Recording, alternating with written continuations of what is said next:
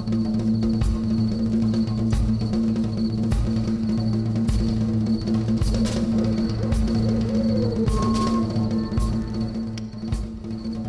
everyone, welcome to The Lost Generation, outside of the mainstream. My name is William Hooker. I am a musician, poet, and part of this generation of artists. My goal with this podcast, which is being broadcast on its own YouTube channel and my website, williamhooker.com, is to introduce you to many of the musical artists that are outside of the mainstream and have made important artistic contributions to our culture. I have also interviewed producers of the music and many fans and supporters of this work. My guests are sharing what makes this art form unique and significant. I hope these conversations will inspire you to listen to the music, which may change you in the way you view music, which again is outside of the mainstream. Today, we present part 2 of my interview with drummer, bandleader, Newman Taylor Baker. This is The Lost Generation, outside of the mainstream. This is a story that needs to be told. Okay, let's jump up to 20 years. Where are you now in 20 years? 20 years ago, I'm here in New York. You're here in New York. Yeah. Okay, you've made a decision. Why are you coming to New York? Well, I decided in 1968 that I was going to come. Some point in my life, I was going to come to New York and see if I could do this. I got you. And that decision was made while I was living in Richmond. I was playing in this band, a trumpet player named John Baker from Queens out in Jamaica, New York. But he was living in Richmond, and he had this band that played 3 nights a week in Richmond at this club, Chez Indigo. And guy Zeke Allison was the owner. Okay. And we played I moved back to Richmond from Maryland. Yes. And I learned that they had this club, so I went in and sat in one night. In Brooklyn? This is before Brooklyn. Oh, okay. This is before I got up north. All right. Well, bring it up to up north. This is how I got up to north. Oh, okay. I got it. This is how I got up to that band. We played the Newport Jazz Festival in Hampton in 1968. John, the leader, he was from New York and he knew cats, and he was a salesman for the African American papers in Richmond. Okay. And ad sales and that. So he knew how to talk to people, and he got us on the festival on a Saturday afternoon, and they had a jam session. But this is the first time I got to be backstage. Yes. With musicians and backstage and do that. Right. And being back there, it's the first time in my life that I felt, this is where I belong. Were you playing straight ahead music? Well, we were playing, the piano player was named Joe Bonner, who was here. Of course, Joe Bonner, the great Joe Bonner. Yeah, well, he was great when he was 18. The great Joe Bonner, of course. Yeah, he went to Virginia State. And I met him the summer before he entered Virginia State. And wow. We played together. After I graduated, when I was in Richmond, I'd come back to the campus, and Joe and I would set up and play in the I haven't heard that name in so long.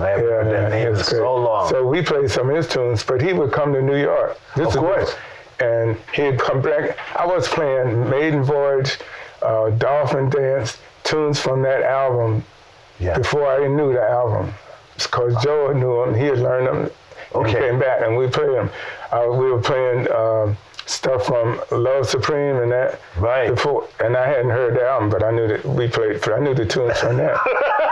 That's great, man. That's great. Plus, he was with like Pharrell Sanders. This was before he would come up and hang Okay. You know, and hang, because Harold Vick was from his hometown. Oh, So wow. he'd come and hang with Harold Vick, and he'd come back and bring all these tunes. Harold Vick is from Joe Bonner's hometown. Rocky Mount, North Carolina. Now, Harold Vick is my neighbor. I live on 52nd Street. Harold Vick lived on 51st Street, and we have a backyard, and we can look right to the backyard, and Harold Vick's apartment would be right in the back of our apartment. And I only knew of him because of his relationship with the organ group. That's how I knew of him. Right? Yeah. You know what I'm talking about. Go. You mentioned a couple of things, but I'm going to interject something that I saw about you that I thought was very, very astonishing for me. Okay. The first time we met was in an APAP conference. Remember? Yeah, I don't remember the exact moment because I don't. Because you were playing at a spotlight, and I said, oh, since you and I are probably the two only black people in the place, I said to you, what are you doing here? And you said, I'm getting ready to play. And I said, yeah, that's great, but all you got is like that washboard. How you doing? What are you doing? Then you said, I'm doing a spotlight tonight, and that was the first time I ever knew that you did something completely different than playing drums. Now, briefly, tell me your outlook as far as the washboard itself and what it means to your own aesthetic. Okay. Well, me and the washboard. Yes. I actually have briefly. Because I've gotten a lot of questions. Listen, okay. It was an accident. It was an accident that ended up changing my life. Okay. I was last minute sub with the Ebony Hillbillies, a black string band. They were playing in the subway as part of Music Underground, the MTA train. And I was subbing for Dave Gibson, a drummer from Philly. Yeah. He had been playing it. He had his shit set up on a stand, cymbal stand. So he sat down and rubbed in the more traditional sound of the washboard net. Okay. And he's the one that told me about shotgun shells. But thank you very much. And shotgun shells, after, he gave them to me, and he had gotten them from Carolina Slim, who was originally from North Carolina but lived out in Queens, and he's passed some years ago now. But he told me he was a band leader. He played guitar, washboard, all kinds of stuff. Okay. But I went to meet him because Dave had said he had gotten his shells from him. So I went out there to see him and we sat and played a little bit of drums and washboard and he told me about the shells and that it's a tradition in the southeast part of the United States. Like Virginia, Carolinas, Georgia, Tennessee, really? and that part, which I knew nothing about until Dave Gibson gave me these shells. He gave me 2 on each hand. And so he played like that. I think we got to the gig, we were playing in Times Square, across from the shuttle and I didn't have the right clamp to put the board on. So, all right, man, we got to play. So I threw it in my lap. Yeah. And just started playing. And you did it that way. And doing it in my lap.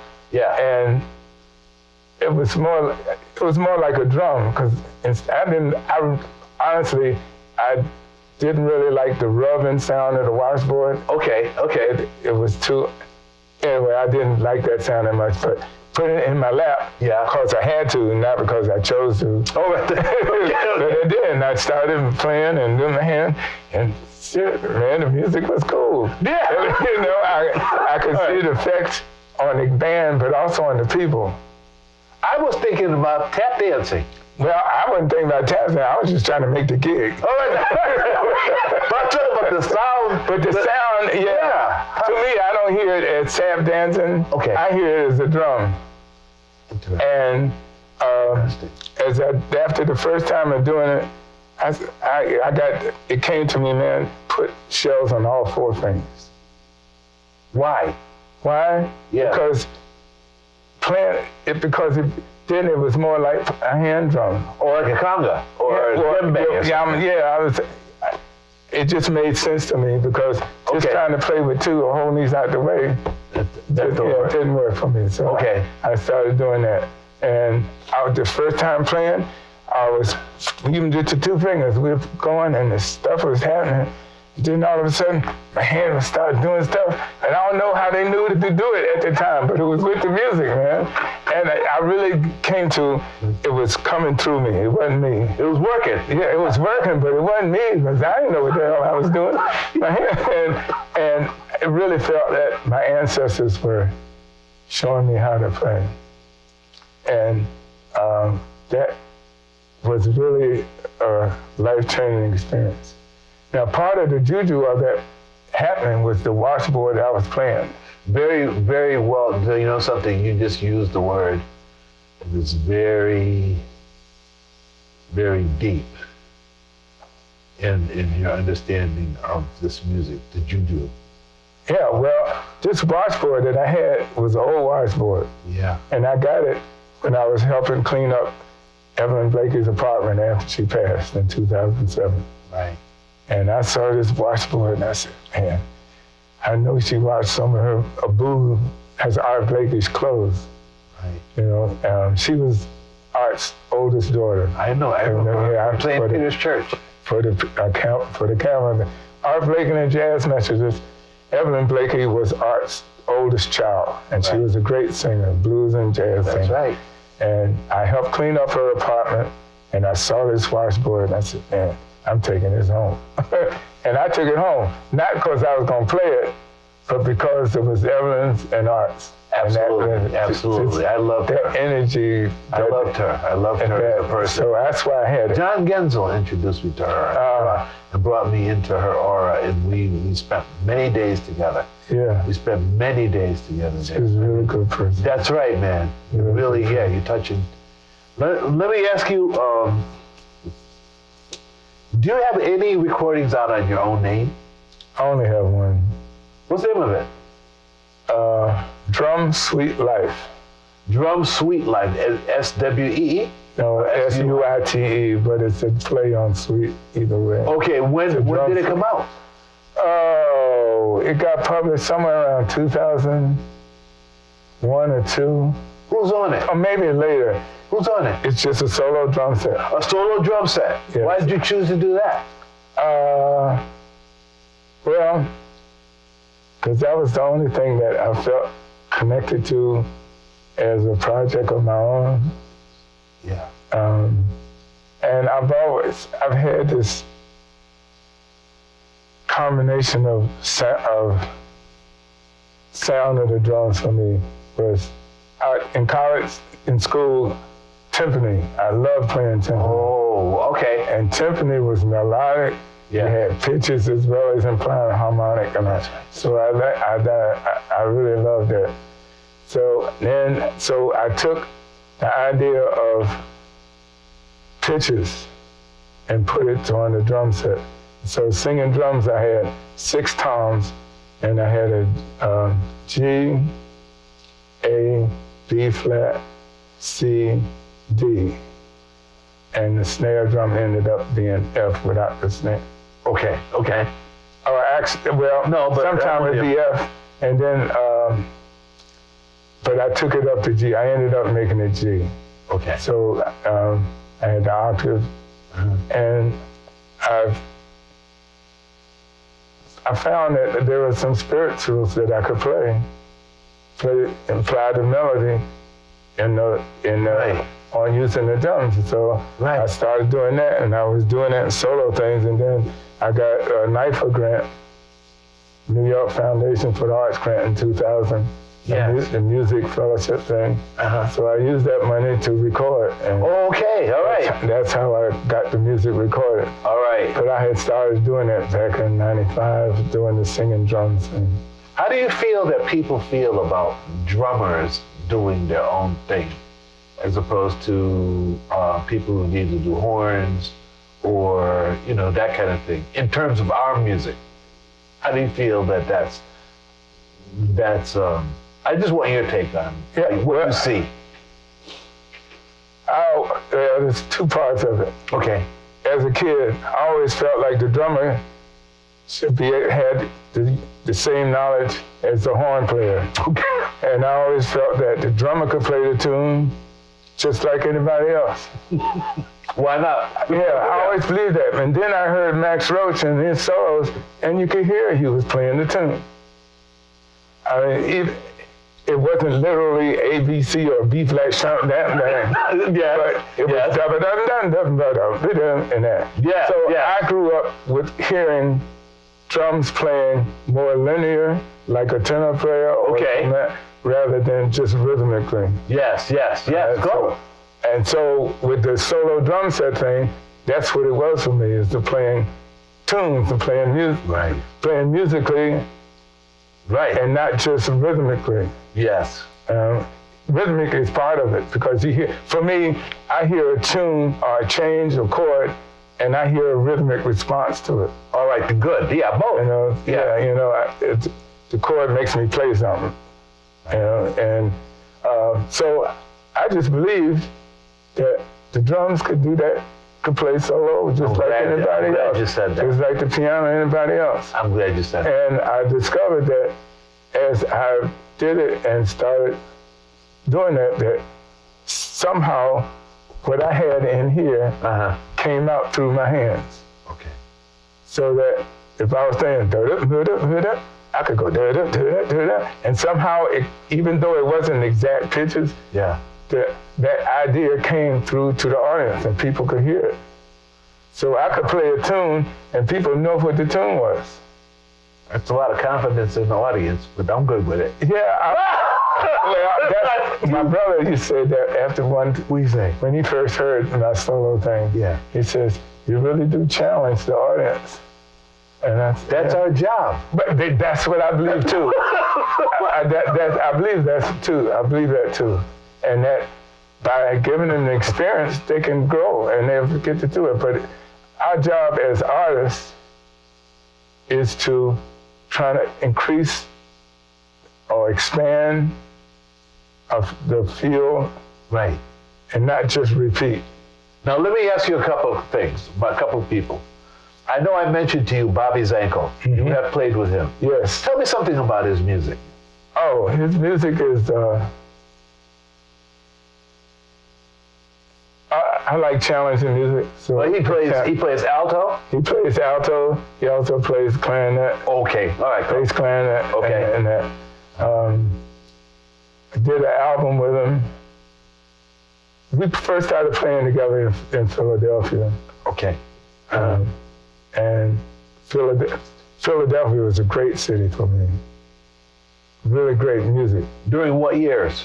From Delaware, when I was living in Wilmington in '73. Yes. I was 2 years there, and in '75 we moved to Philly, and I lived in Philly from '75 to '80. But I was playing in Philly from '73 to '80. Okay. All right. Zankel was one of the people that I played with. And I just played Zankel's music. Okay. My whole approach has been I was playing a certain person's music. It wasn't what kind of music it was or anything. I was just playing the person's music. So I was playing Bobby Zankel music. It was challenging, but I really liked it. Why was it challenging? Well, because it was different. It wasn't 2-5-1, 1-2 or 2-6-5-4. All right, go. You know, it wasn't that. It was different. All right. It had his vision, and that's something I grew up drawn to. Original composition. Yes. I like recreating of Beethoven and Bach and all that, but to me the art was the new music. Okay. And that was whatever style of music, classical or that. Yes. But it was the R&B guys that brought something new to it. Okay. We could. Yeah. And so that was my taking from. I don't know when that started, but all right. I have another person. Obviously, probably the same Philadelphia situation. Monette Sudler. Yeah. Now Monette, I met. Yeah, and we just. I don't even remember the moment we met and how that happened. Yeah.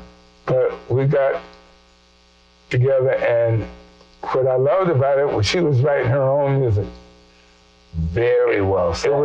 She was her own music. Very well and said. I really enjoyed playing new music. I mean, I was working with Harold Vick and Shirley Scott and other bands playing. Yeah, I played with a trumpet player named Johnny Lynch, who played in Dizzy's band way back in the 40s. Okay. And I learned he was one of the first people I met, and I played with him in his bands, and we'd do cabarets and that. Okay. But back to Monette. And so that was that. That's what I like about Philly. But She's Monette, Philadelphia. yeah, she's Philadelphia. I like playing her music.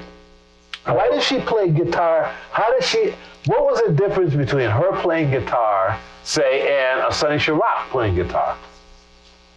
You can't hear the difference. No, people. No, I want to know your take on it. I know what I think of it. I'm asking you. You know, because she coming from like another. She comes from her own place. Yeah. Yeah, go. I knew her before I knew Sonny Sharrock's music. I got you. And I had been playing her music. So her music was her. You know, it was her and her music. It was one of the things that I enjoyed about being a sideman is that as I played in different bands, I got to see music through different people's eyes. Did you use feedback a lot? No, she played straight. No, she didn't use a lot of effects. Okay, good. At that time, effects were coming into play. Okay. They were coming in. I guess I started playing with her in '73 sometime now. And we just played mainly in Philadelphia. Okay. But we were popular in Philadelphia. Just popping? Popular. Oh, I thought you were popping. Well, we were popping too. I mean, the music was hitting. It was unique, but we really hit. It was very serious. Yes, right. Very serious music. Serious in that we were serious about it. That's why I asked you about best her. Of it. And she wrote really great music. It's different. I enjoyed the challenge of it and creating, to take something and try to make it music. That's right. Is, to me, the highest of being an artist. Wow. Okay. This is on mine. No. I'm listening. I love it. It's creating. Yeah.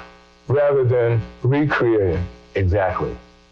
And I was drawn to creating from, I don't know how. I got more for you. All right. Okay. Now, Deidre Murray. Deidre Murray. Why did I say that? Well, we were talking about cello. We were talking about cello before. Can you tell me something about her music? She writes really beautiful music. Soulful, feeling music.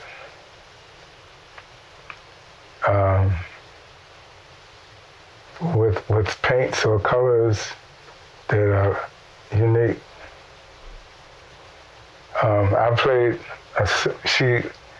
I've met her with Henry Threadgill Sextet, and she and Fred Hopkins were the rhythm section.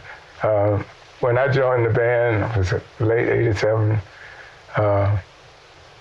It was Henry, Rasul Sadiq, Frank Lacey. Oh, wait a minute. Say that name again? Rasul Sadiq. What did he play? Trumpet. All right, we're going to come back to him. Okay, we're going to come back to him. Yeah. All right? Yes. Frank Lacey. Yeah. Deidre Fred. Yoran Israel.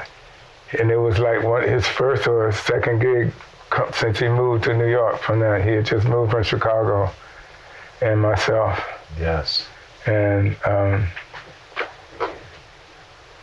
how did you find her sound? And did you play any of her original music? Oh yes, I played. Okay. 1, 2, 3, 4, or 5 of her music theater pieces. Music theater pieces? Yes. Okay. And this, I don't know, when the 90s, I guess it was after 89 sometime when it started really doing, because I also played in the quartet that she and Fred Hopkins co-led. and with Brandon Ross, myself, Fred, and Deidre. So she's ahead of her time. Oh yeah. I mean, I like people that are on the edge, as I call it. Oh, okay. Yeah. All right. Yeah. No, but and her sound was ahead of her time. Her sound, her harmonic thing was ahead of her time, and she could use a dissonant harmony and have it sound beautiful. She wrote lines and that I did all these, but the most successful commercially was called Running Man. It was a piece that she wrote about her brother. And it had singers, it had a viola, Jim Nolette playing violin and viola. Who? Jim Nolette. Oh, yes, that's right. Jim Nolette. That's right. Wow. I'm really surprised you and I, because that's the whole kitchen situation. Yeah, well, I didn't really get in the kitchen over there. Well, he was over there a lot. Yeah, I know. He was, right. I remember it. But I met him through Fred and Deidre. Now, he played violin. Violin and also viola. And viola as well. Can you tell me anything about him? Since he's one of the people that, I don't know where he is now, but I totally remember him. Well, I heard he's back here up in upstate in Woodstock now, but I haven't seen him. Okay. He went out to Seattle a bunch of years ago. All right. And I haven't seen him, but I heard he was in Seattle, and then in the last year or two, I heard he was back upstate. Okay. And I've seen his name, so. Wow, that's very interesting. What about Carlton Holmes, my friend? Well, Carlton, I know through the Williamsburg Music Center in Brooklyn, where our great friend Jerry Eastman, guitarist and bass, he's the creator of the Williamsburg Music Center. So can you tell me something about Carlton and Carlton's approach to music? Because I met him through Manor House. Oh, yeah. And Carlton was like a resident teacher and educator there, as well as... That's something I didn't know. Though I know Manor House, but I didn't know that Carlton was so involved. But can you tell me something about well, this? I've had limited time. I played with him over there with Jerry. Oh, okay. And I played with him on a concert at the church that Craig Harris has. Calvary? The one, behind, right next to the Harlem Hospital. Okay, okay. I don't know the name. Yeah. But I played with Carlton there, and I enjoyed his playing from the beginning, from first time with at the music center with Jerry. But on that gig, and I can't remember who. Mm-hmm. That was. Mm-hmm. Could have been Howard Johnson, but I'm not sure. But there's a tune of his that's in my book. Okay. That is. I like his harmonic flow. I was gonna say that too. You know, he has a really nice harmonic sense and movement. He's a sensitive player. Yeah, sensitive and not recreating and not doing what he heard. It's something he hears. Yeah. And it really works. Yeah. You know, and I really like playing with him. Did one other gig with him. Go. With Bob Stewart.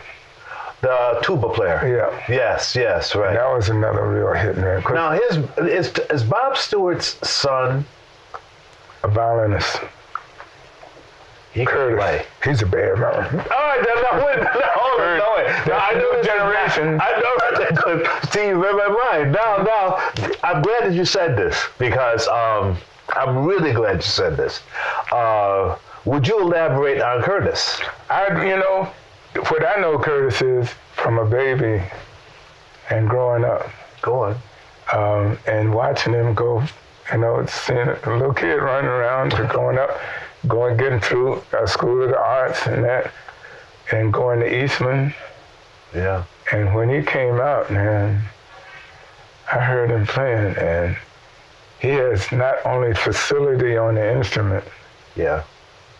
but his constant musical ideas are really,